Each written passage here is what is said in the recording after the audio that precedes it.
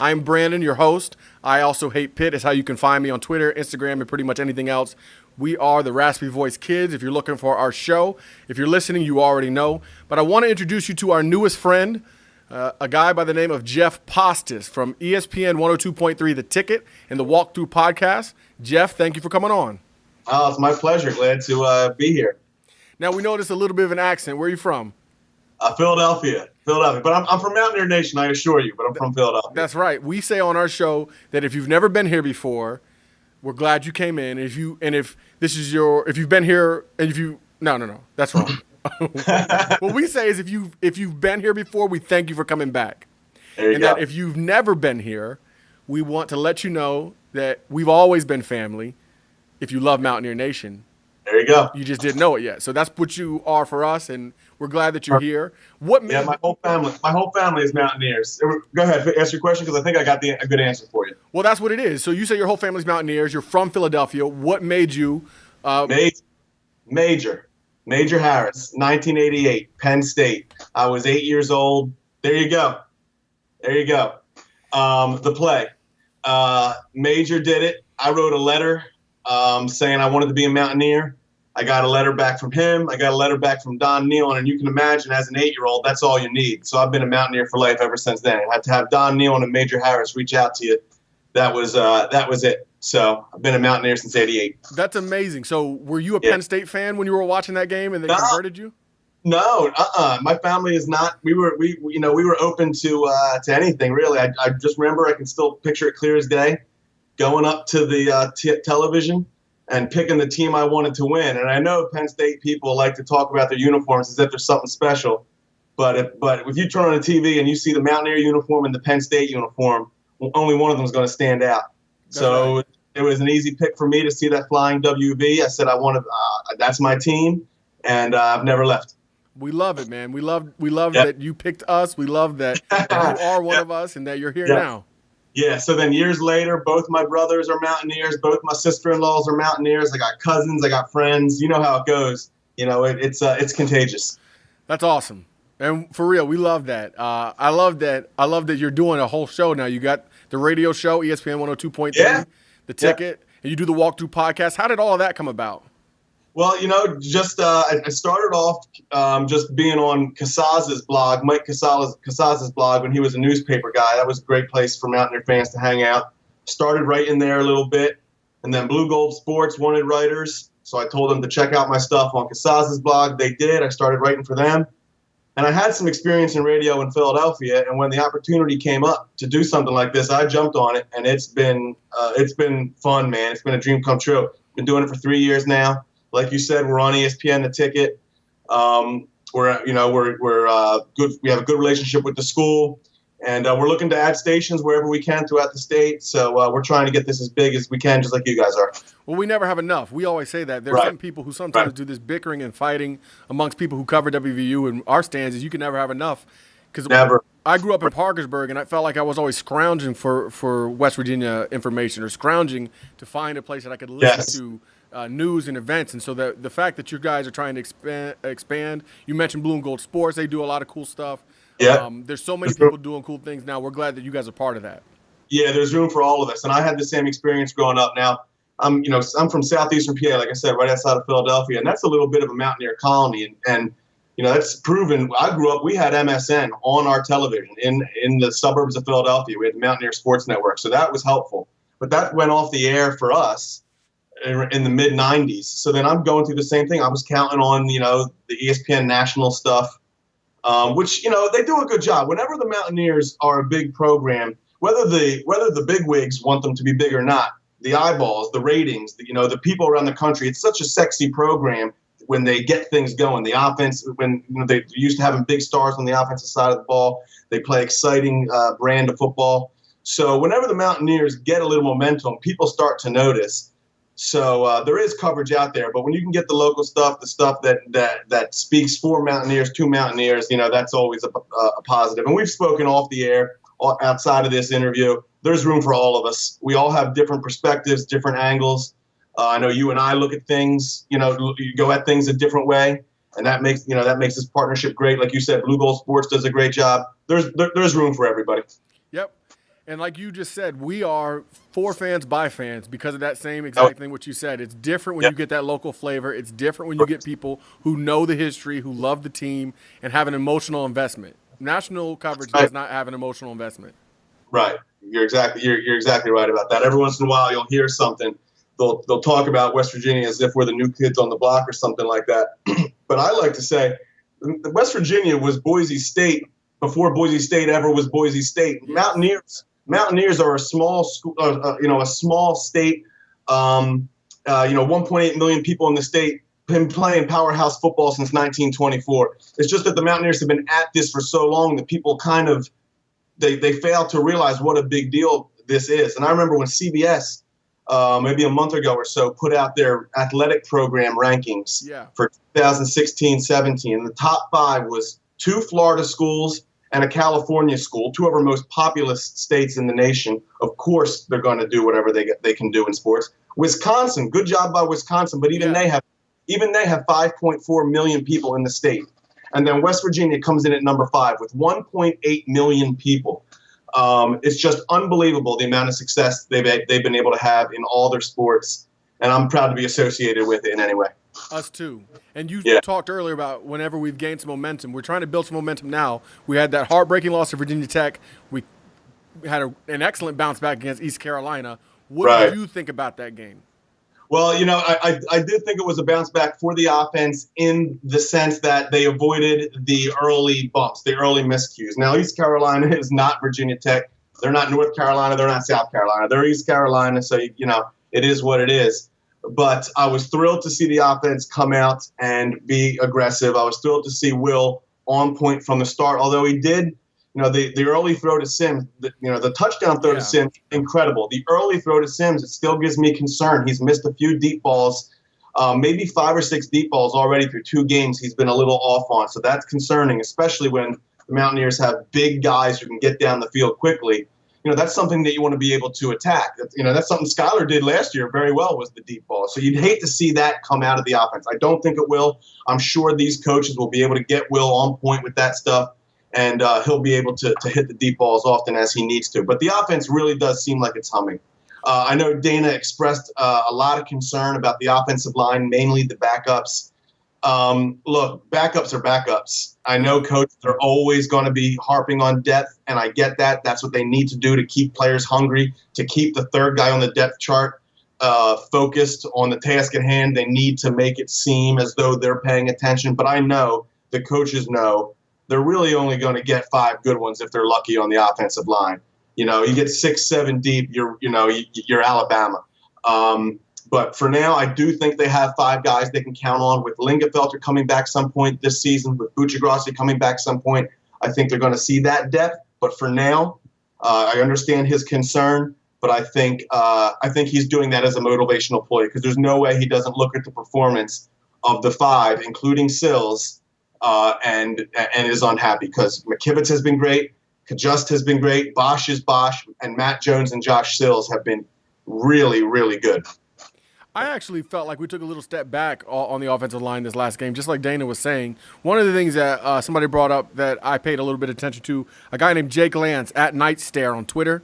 He said, "Yeah, I know Jake. Jake's great. Yeah." He said, "How concerned should WVU be that has been unable to power run the past 2 games? Only 58 yards in the second half. 13 of those 58 came on one play, averaging 2.9 yards per carry. What do you think of that?" Well, I understand the concern, and I absolutely understand that it has been since week 1 when the Mountaineers were a little slow to get started. Excuse me. But the problem with the East Carolina game is you're up 49-3 at halftime. The power is as much about heart and mind as it is, arms and legs. And it's just tough to get these guys to think that they're really going to be totally dialed in and ready to go and ready to eat somebody in the power run game. So there's just I hesitate to put too much on the East Carolina game. What I saw on film in the Virginia Tech game was a mobile offensive line, a strong offensive line, and a cohesive one. Virginia Tech's really good, and they're going to give anybody trouble on the defensive line. I do have concerns about what Delaware was able to do to their offense. But in terms of that Virginia Tech defensive line, they're just good. then the Mountaineers are only going to see one or two defensive lines that good the rest of the year. I think it's reasonable to have concerns because, you haven't seen the 300-yard rushing game just yet, but I absolutely believe it's in this team's tool belt. I think Martell Pettaway only having 6 carries last week, and I think it was 4 carries week 1, shows that they're not too focused on the power run game, because I think he's the guy they'll go to, So I just don't think either one of these games has, for one, called for it, or two, given them a chance to because it takes time. It takes 2-3 quarters to get the power run game really, really going. And they were week 1 against Virginia Tech. They were slow to get started in both phases of the offense, and Virginia Tech's really good. And in week 2, the starters were out of the game, or they were already rotating by the second half of the second quarter. The other thing that happens is we as fans get greedy. So we watch the game, we see big plays, we want more big plays. We expect this offense to go and get 1,000 yards like they're playing Super Tecmo Bowl, and we know that's not realistic. I don't care who you're playing, except for if you're playing Delaware State next week. Oh, man. Because in that case, it might happen the way that we're describing. Yeah, this one's going to be tough. This is maybe the worst team that the modern Mountaineers have played. And, these guys, these kids are trying. I'm sure. There you go. The coaches are trying. The kids are trying. I'm not here to bash anybody. It's not fun. They've lost 33 of their last 36 games, 13 straight. That can't be fun, and I feel for these kids. I hope they're getting their education, because Saturdays are an education all of their own. You know what I mean? And they're learning something. It's a life skill. Yeah, exactly. My sport was ice hockey, and I said something on Twitter this week. I was a very bad goaltender on a college hockey team, and I've never got a minute, but I had to go to practice and just get lit up. And and sometimes sports can really suck. And I imagine for these Delaware State kids, unless they're the mentally strongest kids on the planet, that there is times where it's just hard to put that uniform on. So we'll see Saturday. I mean, they got some guys, they're bringing back a pretty respectable backfield, Mike Wooders and Bryson Allen, 2 guys back from last year, both over 500 yards, one of them over 800 yards. They have a little bit of talent. A true freshman quarterback. So I'm sure he, sees the world in front of him. He's probably hasn't been beaten down yet. I'm sure he's excited to go. But, yeah, it's just got to be tough. The Mountaineers have the advantage in every phase. They have the advantage up and down the roster. I'm sure the 50 best players on the field on Saturday will be Mountaineers. And that's why I wanted, and I was happy to see Greer come back out in the second half last week. I was disappointed just like Dana was, in the performance of the backup offensive line. Had they played better, I think Will would have stayed in even more, because I think Dana knows he's only going to get a quarter and a half out of his top guys this week. So it's going to be an interesting challenge. The good news with that is that Chugs looked good.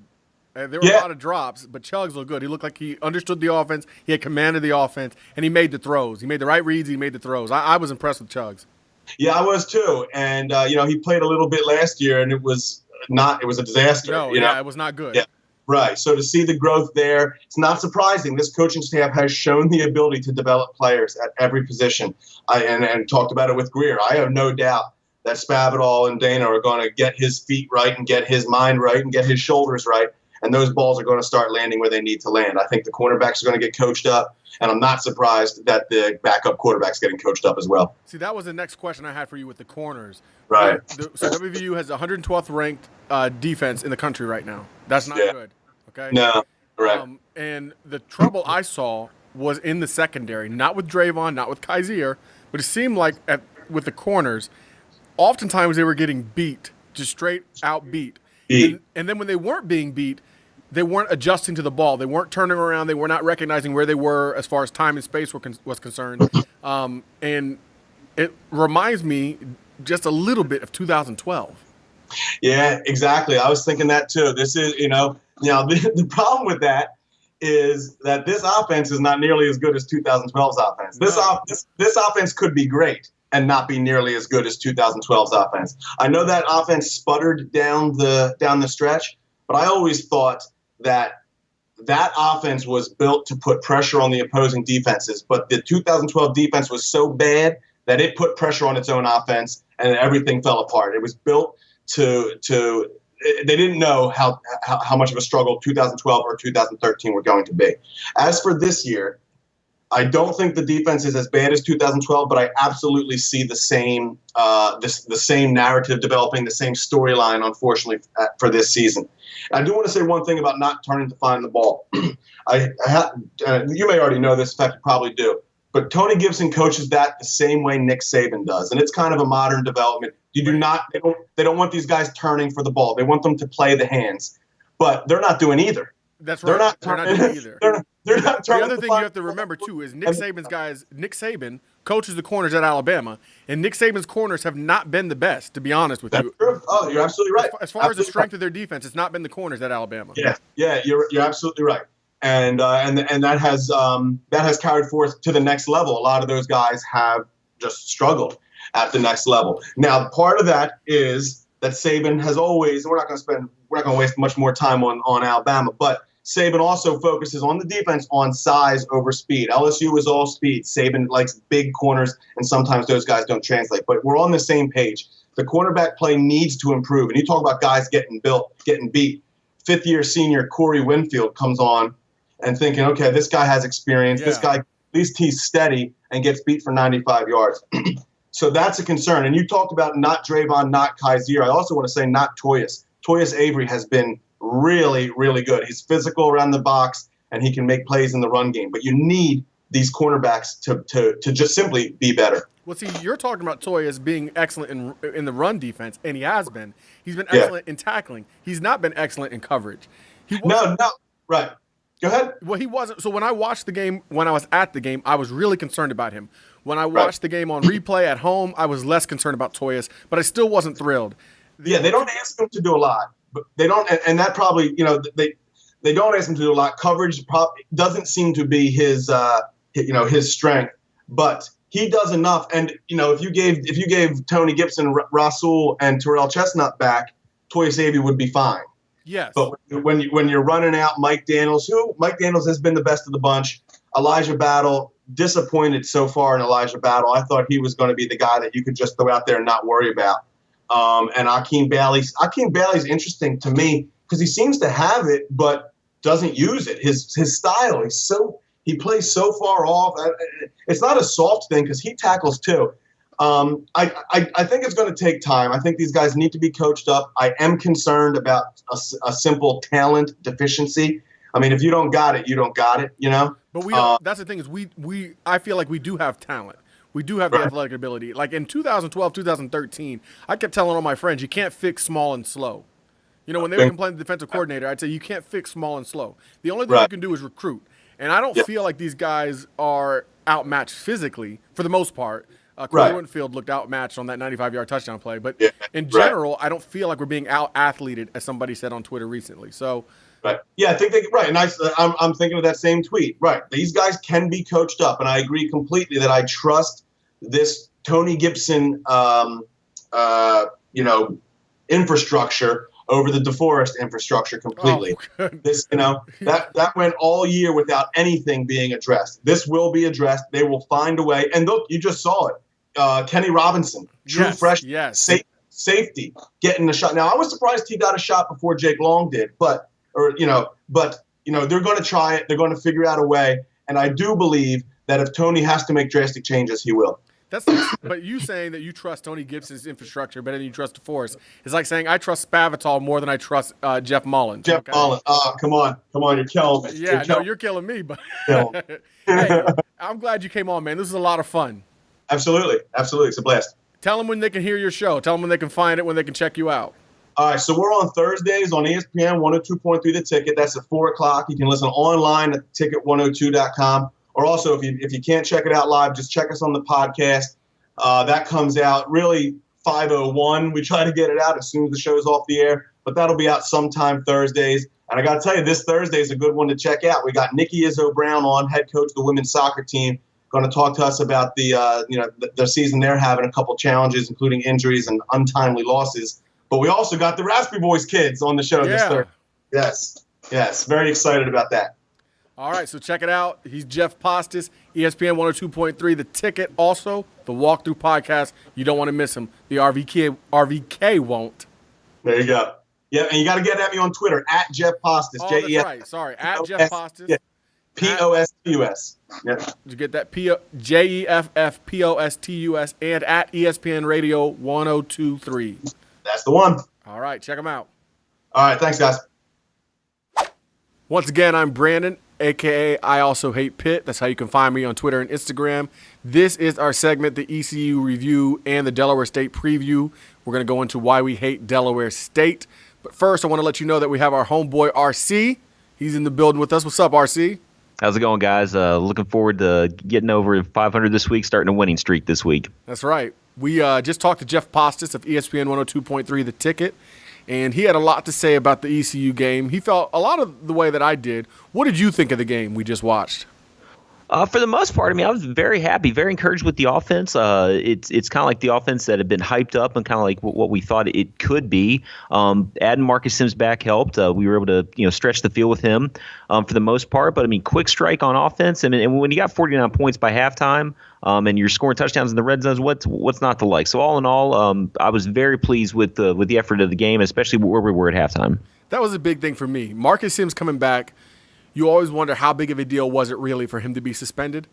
And they asked Dana in one of the press conferences, you wish you had him for the Virginia Tech game, or would you like to play that game again? And you can imagine what he said, right? Yeah, absolutely, yeah. And even after the game, I saw a lot of the questions that they were asking, like Greer and even Spavital and everything was, what do you think would have been different if you would have had Sims for the game? And everybody kind of tried to shrug off the question, but the sentiment was that, yeah, if we would have had Sims, it would have been a different outcome against Virginia Tech. Yeah, there's no question. The biggest thing Jay and Fiend always says is something that I said when we were talking about Marcus Sims and that you're saying now. Marcus Sims adds a completely different dimension. It's not just that he takes the top off the defense. It's not just that he's there for that 52-yard bomb, which was a thing of beauty by the way. But he changes the entire structure of the offense or the way that you have to play defense against us. When you're playing a team that can beat you for 90 to 100 yards with one guy, everything softens up underneath. The linebackers have to play a little bit deeper in their zones. The receivers then have more flexibility, more room. The running backs coming out of the backfield the same way. And you can't cheat. You can't cheat because you're responsible for that big play guy. Marcus Sims is that guy, and you can see the difference. You can see the impact he had on our offense. What do you think of David Sills? He's still absolutely phenomenal. Dana kind of alluded to it. When you have a quarterback who knows the positions out there, he kind of understands the offense to begin with. He's just a smart football player, so he understands where he needs to go as a receiver to get open on routes. 7 catches, 153 yards, 3 touchdowns. He actually leads the nation right now in touchdown receptions with 5. So he had another monster game, and it looks like him and Will Greer have been playing, pitch and catch for years now.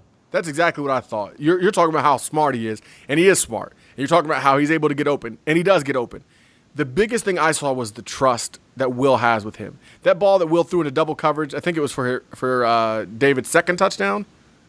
That was as much about trust as it was anything else. And yes, he ran a good route, but the timing was impeccable. It was perfect. And I like to see that our quarterback has a security blanket like that. It's something you like to see, that he's got that check down, that go-to player.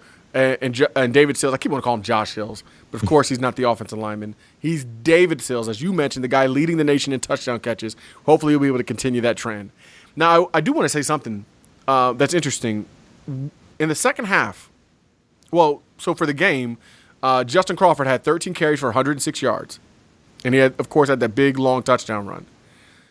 But in the second half, we only had 13 carries for 58 yards. One of those was, I believe, a 15-yard run. We only averaged 2.9 yards per carry. Are you worried about the power run, that offense? Not really. I mean, when you're up 49-3 at halftime, it's kind of this could be a problem though. And Dana said he was disappointed in the fact that the team kind of came out flat to start the second half. I don't know. For me, I felt fine with the running game. Again, in the second half, it was almost non-existent. But again, it's almost like everybody was in like cruise control at that point.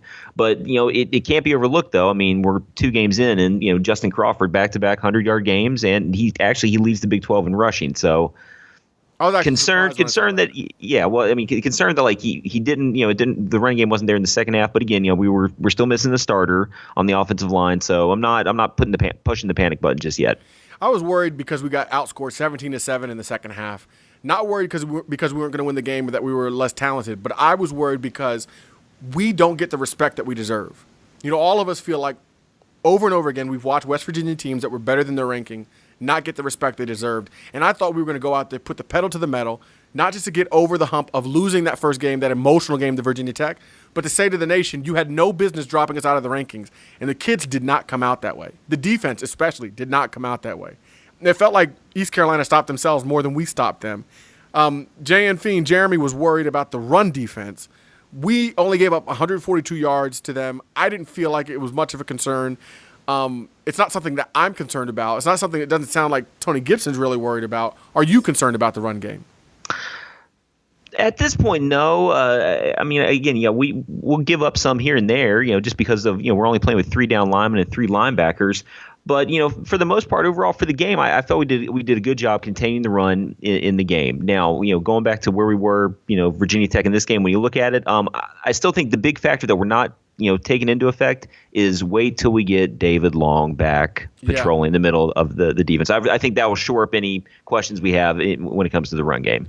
Yeah, and that's no slight to Dylan Tonkery, because Dylan Tonkery's been playing like a man. He really has. He looks like he belongs, but he's not David Long, because as Dana has said and as we've regurgitated multiple times, David Long is possibly, in Dana's opinion, the best defensive player he's ever coached.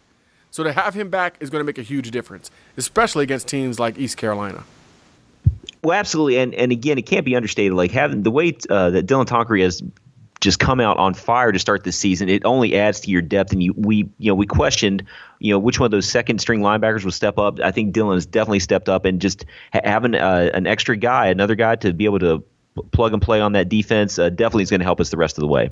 Speaking of plug and play and having extra guys, what do you think of the secondary? I'm still not ready to.